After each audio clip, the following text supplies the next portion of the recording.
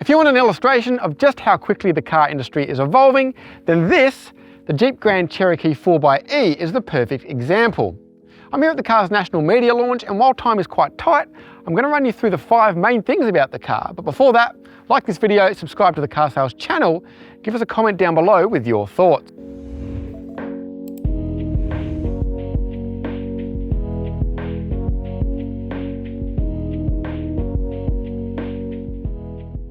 The flagship variant of the previous generation Grand Cherokee was the Trackhawk, powered by a 522 kilowatt 6.2 litre supercharged V8.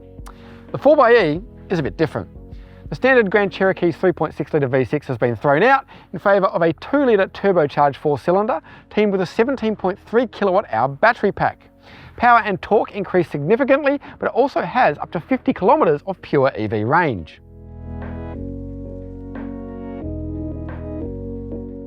The interior is, by and large, very similar to the Overland, so check out our review of that here if you want more information. The 4xe does get a few extra toys like these 12-way adjustable quilted massage seats, a 19-speaker stereo and self-park, but you'd hope for around 130 grand plus on-road costs. Everything would be included.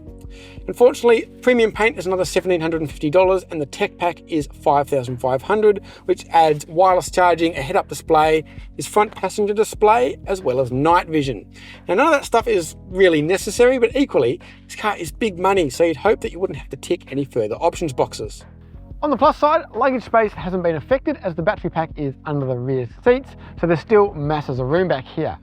On the minus side, while there is plenty of kit and some of the materials are high quality, it's also fairly easy to find hard plastics, and some of the trim feels flimsy and cheap.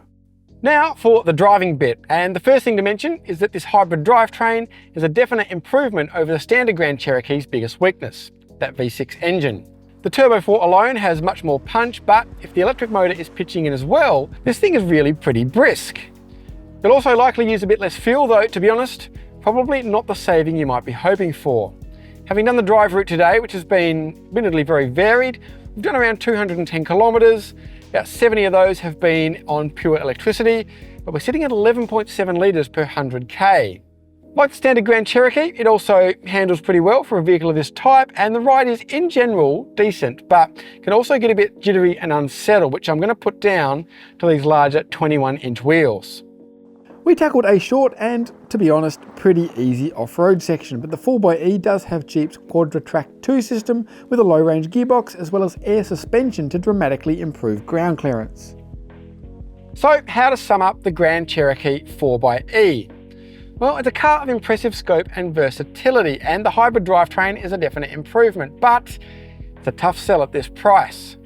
Jeep is right that compared to Grand Cherokees of old, this new model is much more premium, but well, this is similarly priced to cars like the Volvo XC90, Range Rover Velar and even BMW X5 plug-in hybrids. They might not have the off-road chops of the Jeep, but for those wanting a quasi-EV premium SUV, they're much more convincing propositions.